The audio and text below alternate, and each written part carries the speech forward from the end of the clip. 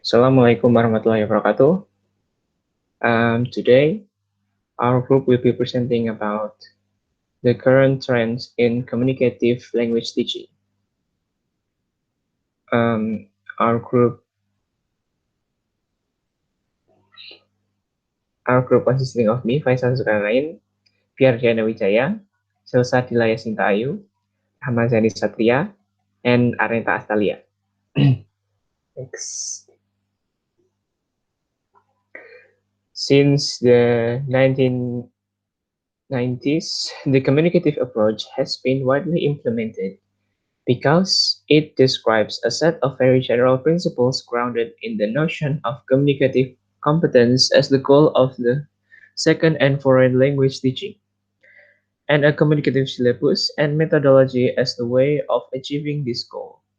Communicative language teaching has continued to evolve as our understanding of the processes of second language learning has developed. The following core assumption or variant of them underlie current practice in communicative language teaching.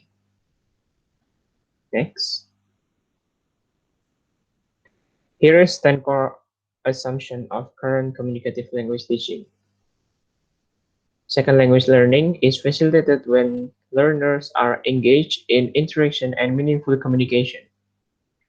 Effective classroom learning, tasks, and exercise provide opportunities for students to negotiate meaning, expand their language resource, notice how language is used, and take part in meaningful interpersonal exchange. Meaningful communication results from students processing content that is relevant, purposeful, interesting, and engaging. Communication is a holistic process that often calls upon the use of several language skills or modalities.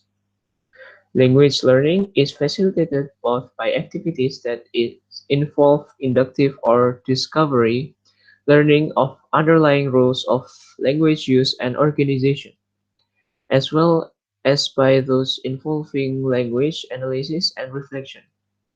Language learning is a gradual process that involves creative use of language and trial and error. Although errors are normally product of learning, the ultimate goal of learning is to be able to use the new language both accurately and fluently. Next. Learners develop their own routes to language learning, progress at different rates, and have different needs and motivation for language learning. Successful language learning involves the use of effective learning and communication strategies. The role of the teacher in the language classroom is that of a facilitator, who creates a classroom climate conducive to language learning and provides opportunities for students to use as practice the language and to reflect on language use and language learning. The classroom is a community where learners learn through collaboration and sharing. The next will be presented by Fiardiana. So yeah. Okay, thank you, Faisal.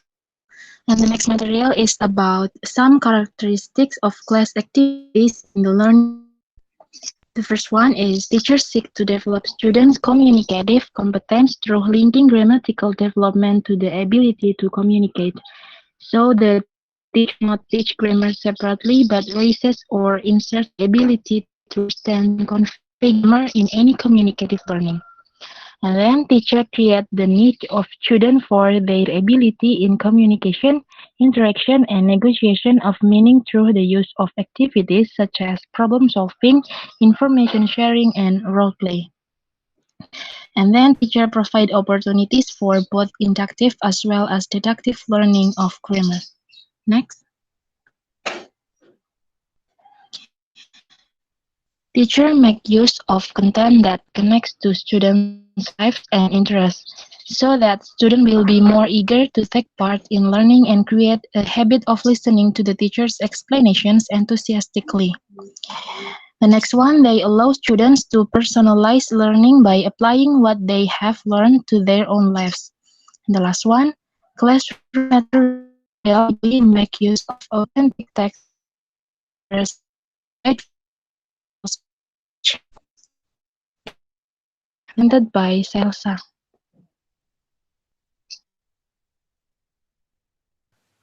Okay, approaches to language teaching today seek to capture the rich view of language and language learning assumed by a communicative view of language. Jacobs and Farrell see the shift toward CLT as marking a paradigm shift in our thinking about teachers, learning, and teaching. They identify key components of the shift as follows.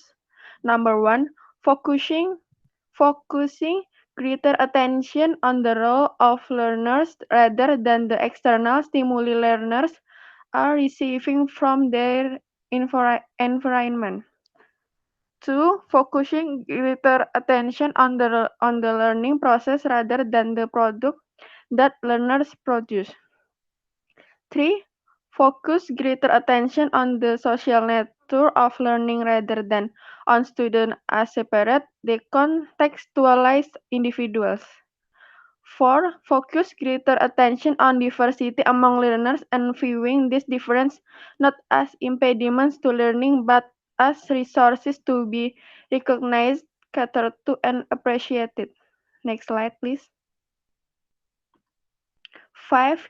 In research and theory building, focusing greater attention on the views of those internal to the classroom rather than solely valuing the views of those who come from outside to study classroom, investigate and evaluate what goes on there, and engage in theorizing about it. 6. Along with this emphasis on context comes to the idea of connecting the school with the world beyond as means of promoting holistic learning. 7. Helping students to understand the purpose of learning and develop their own purpose. The last one, a wall to part orientation instead of a part to wall approach. The next slide will be presented by Rahma Zandi Satria. Right. Thank you, Salsa. The main is an emphasis on the importance of meaning rather than drill and other form of rote learning. The last one is a view of learning as a lifelong process rather than something done to prepare students for an exam. Moving on, Jacobs and Farrell suggest that the CLT paradigm shift outlined above has led to eight major changes in approach to language teaching. These changes are first, learner autonomy. It means that giving learners great choice over their own learnings, both in terms of the context of learning as well as process they might employ. The use of small groups in one example of this, as well as use of self-assessment. The second one is the social nature of learning. Learning is not an individual private activity but a social one that depends upon interaction with others. The movement known as cooperative learning reflects their viewpoints. The third one is curricular integration. Curricular integration. The connection between different strands of the curriculum is emphasized so that English is not seen as a standalone subject but is linked to other subjects in the curriculum. Text-based learning reflects this approach and seeks to develop fluency in text types that can be used across the curriculum. Project work in language teaching also requires students to explore issues outside of the language classroom. Next, focus on meaning. Meaning is a view as the driving force of learning. Context-based teaching reflects this view and seeks to make the exploration of meaning through context the core of language learning activities. The next one is diversity. Learn Learners learn in different ways and have different strengths. Teacher needs to take those differences into account rather than try to force students into a single mold. In language teaching, this has led to an emphasis on developing students' use and awareness of learning strategies. Moving on, thinking, thinking skills. It means that language should serve as a means of developing high order thinking skills, also known as critical and creative thinking. In language teaching, this means that students do not learn language for its own sake, but it's order to develop and apply their thinking skill in situations that go beyond the language classroom. Number seven is alternative assessment. New forms of assessment are needed to replace traditional multiple choice and other items that test lower order skills. Multiple forms of assessment, for example, observation, interviews, journal, portfolios, can be used to build a comprehensive picture of what students can do in the second language. Alright, the next material will be presented by Arneta Stolia. Okay, thank you. The last one is teacher as co-learner. The teacher is viewed as a facilitator who is constantly trying out different alternatives. Like example, running through doing. In language teaching, this has led to an interest in action research and other forms of classroom investigation. These changes in thinking have not led to the development of a single model of CLT that can be applied in all settings. Rather, a number of different language teaching approaches have emerged which reflect different responses to the issue identified above. While there is no single syllabus model that has been universally accepted, a language syllabus today needs to include systematic coverage of the many different components of communicative competence, including language skill, content, grammar, vocabulary, and function.